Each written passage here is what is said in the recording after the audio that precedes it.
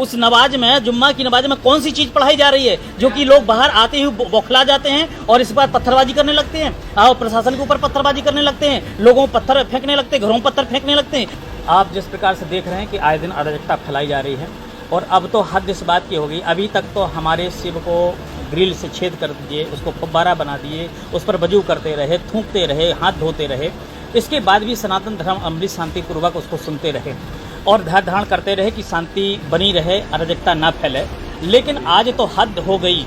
आज तो इस प्रकार से कि एक बेटी ने, जो उनके कुरान में लिखा है, भारत की बेटी नूपुर शर्मा ने अगर कह दिया कि वो भी तब जब हमारे शिव जी को फुटपाथ पर कहने वाले कि हर फुटपाथ पर शिव जी हैं, जब यह कहने वाले लोग सामने आ गए कि पर्सनल पार्ट को पूछते हैं हिंदू लोग, तो इस प्रकार के जब अपमान भरे शब्द हमारे शिव जी को किया जा रहा है, हमारे राम जी को किया जा रहा है, हमारे कृष्ण को बोला जा रहा है, इसके बाद भी सनातन धर्म भी शांतिपूर्वक सुन रहा है और अराजकता नहीं फैला रहा है, किसी प्रकार का क्रोध नहीं कर रहा है। लेकिन ये जो इनके मौलवी हैं बैठ करके मस्जिदों से ऐलान कर रहे हैं और कह रहे हैं तुम आओ मस्जिद में इकट्ठा हो, अराजकता फैलाओ, ईंटें पत्थरबाजी करो, तो इस प्रकार का ये कब तक चलेगा? इसलिए शासन प्रशासन के माध्यम से बताना चाहता हूँ और ये कहना चाहता हूँ कि जिस प्रकार से जुम्मे की नमाज में अभी आपने कानपुर में दंगा देखा, कल आपने इलाहाबाद में देखा, रांची में देखा, हर जगह इस प्रकार से मतलब क्या सिखाया जा रहा है? उस नमाज में, जुम्मा की नमाज में कौन सी चीज पढ़ाई जा रही है जो कि लोग बाहर आते ही बौखला जाते हैं और इस बार पत्थरबाजी करने लगते हैं और प्रशासन के ऊपर पत्थरबाजी करने लगते हैं, लोगों को पत्थर फेंकने लगते हैं, घरों में पत्थर फेंकने लगते हैं। ये कब तक आकर का अराजकता चलेगा?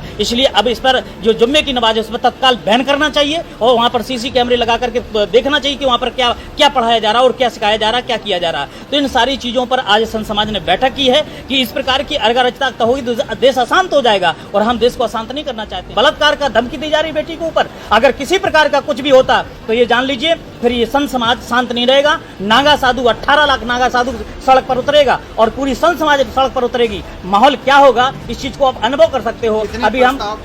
अभी हम लोगों ने आज 16 प्रस्ताव पारित किए हैं।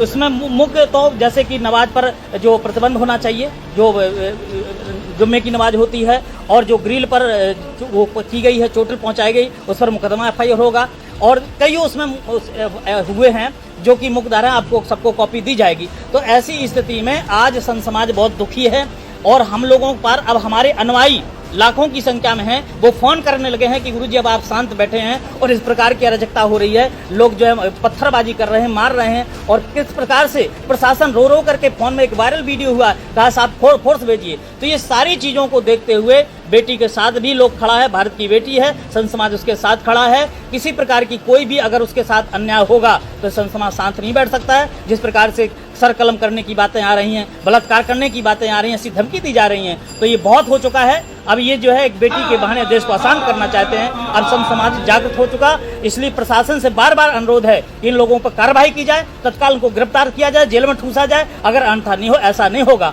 अब संत समाज भी सड़क पर उतरने के लिए फिर बाध्य हो जाएगी।